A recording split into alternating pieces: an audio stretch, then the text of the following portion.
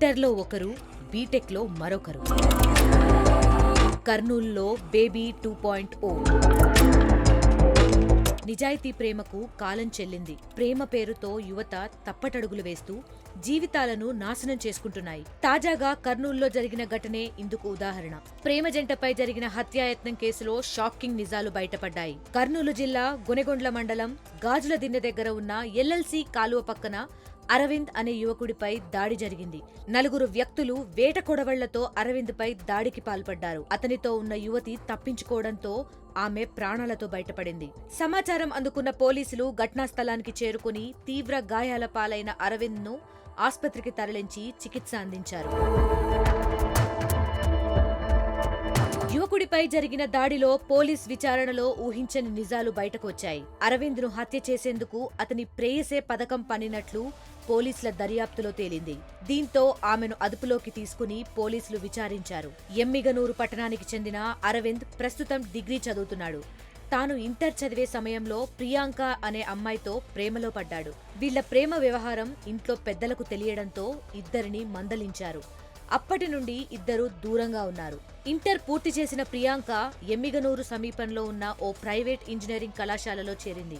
అక్కడ తన క్లాస్మేట్ భరత్ అనే యువకుడితో మరోసారి ప్రేమాయణం కొనసాగించింది యువతి. ఇంతలో ప్రియాంకకు ఒకరోజు మొదటి ప్రియుడు అరవింద్ కనిపించడంతో అతనితో మరోసారి యవ్వారం మొదలుపెట్టింది. ఇలా ఒకరికి తెలియకుండా మరొకరితో ప్రేమాయణం సాగించింది. ప్రియాంకపై అనుమానం వచ్చిన రెండో ప్రియుడు ఆమెను నిలదీశాడు. తాను చేసిన తప్పును కప్పిపుచ్చుకునేందుకు మొదటి ప్రియుడు అరవింద్ తనను వేధిస్తున్నాడని భరత్ దగ్గర నమ్మించింది. అరవింద్ వేధింపుల నుండి కాపాడమంటూ ప్రియాంక ప్రాధేయపడింది. ఈ క్రమంలో రెండో ప్రియుడు భరత్తో కలిసి మొదటి ప్రియుడిపై దాడికి కుట్ర పన్నారు.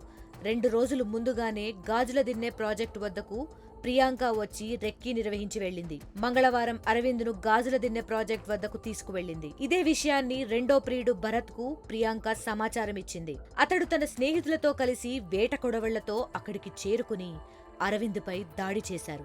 అరవింద్ కేకలు వేయడంతో చుట్టుపక్కల రైతులు కాపాడి పోలీసులకు సమాచారం ఇచ్చారు. 17వ తేదీన ఉదయం 11 గంటల సమయంలో గాజుల దిన్నె ఎల్ఎల్సి కెనాల్ కాలువ పక్కన ఒక వ్యక్తిని, మినూరు చెందిన వ్యక్తిని, అరవింద్ అనే అబ్బాయిని అదే ఎమ్మినూరు చెందిన 4 వ్యక్తులు ప్లస్ అమ్మాయి కలిసి చంపాలని ట్రై చేస్తూ అటాక్ చేయడం అనేది.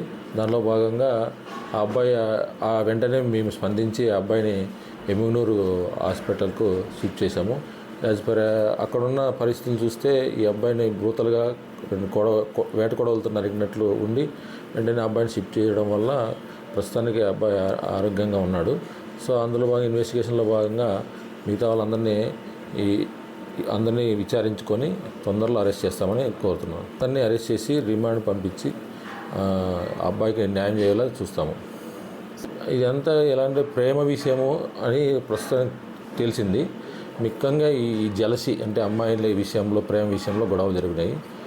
ఆ ప్రీవియస్ గొడవల్ని వీళ్ళు ఇలా కక్ష సాధింపు కోసము ఉపయోగించుకున్నారు. నిందితుకు అమ్మాయి సంబంధము జస్ట్ ఫ్రెండ్, అంటే లవరు, ఒక అబ్బాయికి లవరు.